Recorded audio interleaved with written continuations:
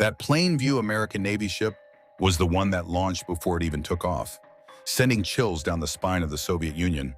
In deep and stormy seas where normal combat ships face numerous obstacles, this Navy's new ship bypassed the waves, not floating on the water, but literally rising above it.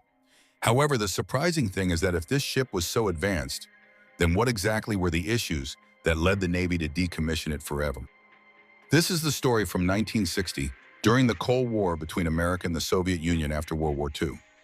Both countries were fiercely competing to demonstrate their power, with everyone focused on showing themselves as the strongest nation in the world.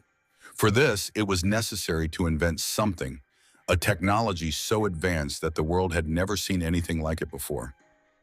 The Navy, which had established its dominance over the entire world with its performance in World War II, now found its supremacy threatened by a few developments from the Soviet Union. The Soviets had started building advanced nuclear submarines, which the Navy could do nothing about even if it wanted to. These submarines could travel at a speed of approximately 75 km/h, while at that time the Navy's ships were significantly slower.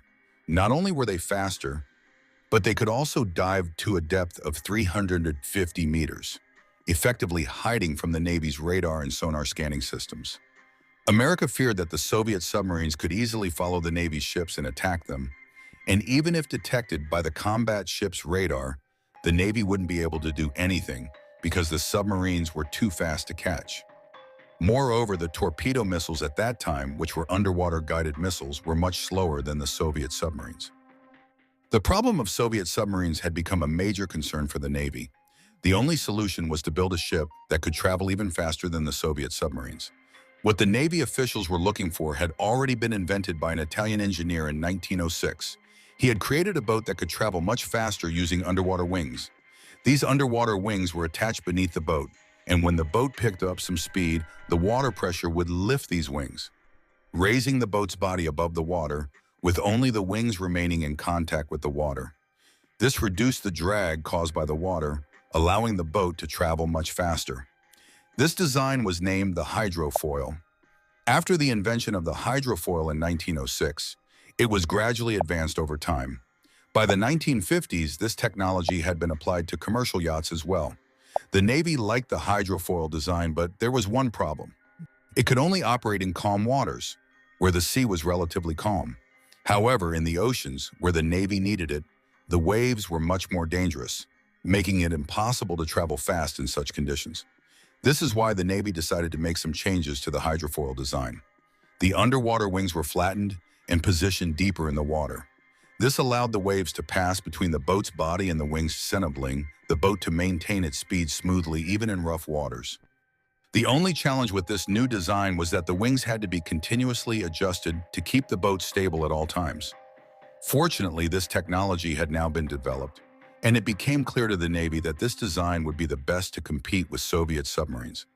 By 1970, the Navy had already built prototypes of the hydrofoil ships, with the largest being the 320-ton U.S. Plainview. At that time, it was the world's largest high-speed hydrofoil ship. At low speeds, it operated like other combat ships, but when it needed to increase its speed, the hydrofoils were lowered using hydraulic jacks. The ship was equipped with 14,000 horsepower engines, the same engines used in F-4 Phantom fighter jets.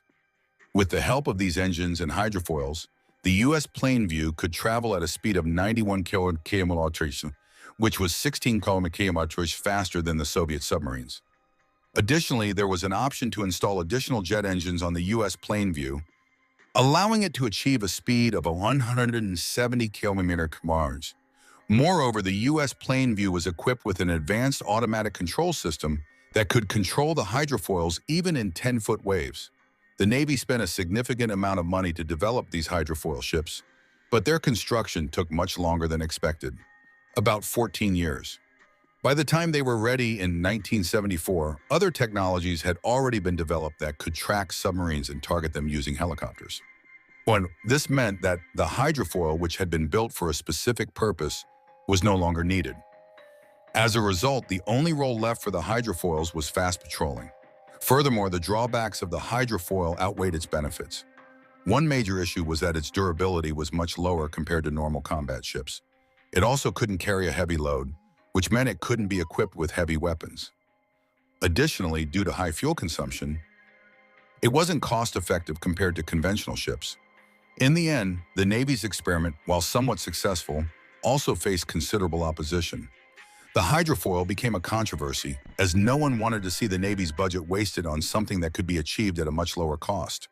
However, because of the Cold War, there was always a need to showcase power, so 6 hydrofoil ships were built for coastal patrolling, named the Pegasus-class hydrofoils.